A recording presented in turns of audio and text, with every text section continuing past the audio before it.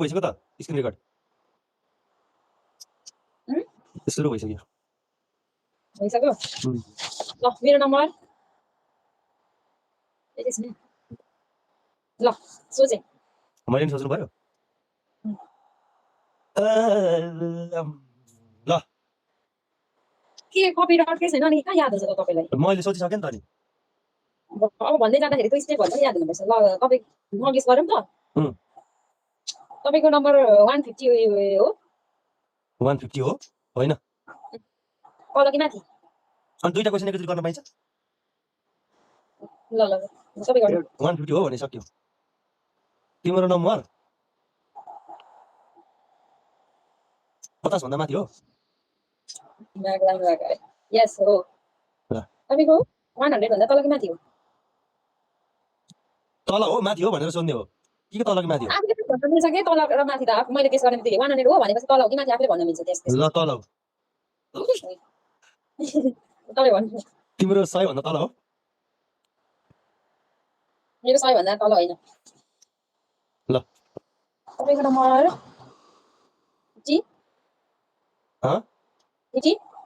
50 होइन तल कि माथि भन्नु है आफैले त 50 भनिसक्यो यो क्वेसन भन्न मिल्छ कि भन्न मिल्छ त्यस्तो भन्न मिल्छ ल 50 भन्दा माथि हो यस यस अनि तिम्रो नम्बर 150 भन्दा तल हो त्यो नम्बर सोच्दै छ अनि 100 भन्दा तल 50 भन्दा माथि 70 भन्दा तल हो कि माथि माथि तिम्रो 200 भन्दा तल हो होइन कत्रो अङ्क सोचेको छ त्यो मिल्दैन मिल्छ अनि 90 भन्दा हो 90 भन्दा तल 90 भन्दा तल अनि 200 भन्दा पनि माथि 300 भन्दा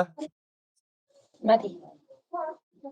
अघि मैले त्यसरी सोध्दै जानुपर्ने होइन होइन आफैलाई बुझेर भन्न लाउनु पर्ने हो खासमा मैले भनिरहेको त तल हो कि माथि त भनिदिरहेको छु त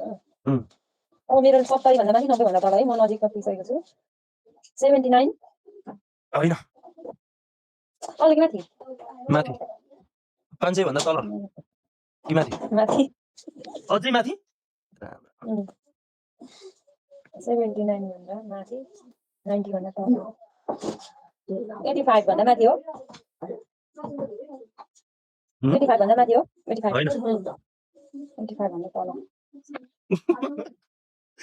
अनि तिम्रो कति 800 भन्दा माथि हो कि तल हो तल हो मेरो अब एकैछिन है 80 हो होइन हो होइन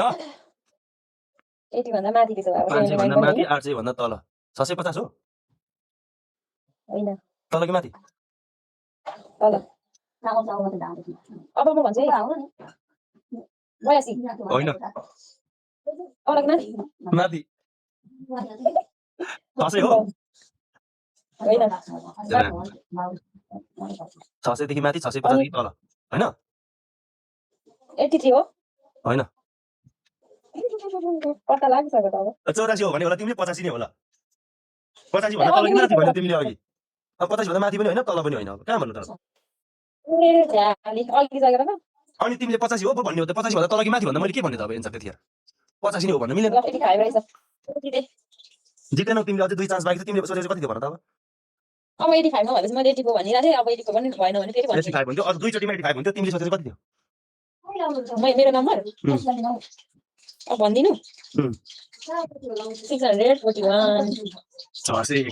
यस्तो अङ्क सोचेर कहाँ मिल्छ अनि त्यतिसम्म भन्नु ल फेरि एकचोटि ल एकचोटि ल यो सेभ गर्नु